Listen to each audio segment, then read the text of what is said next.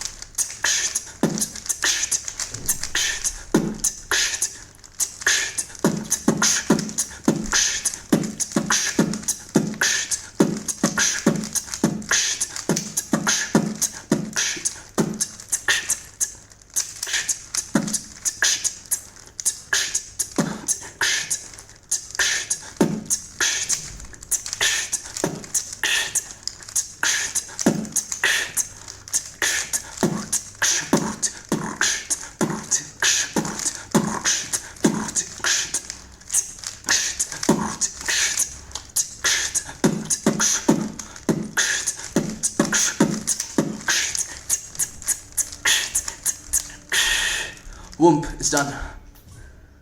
Phew.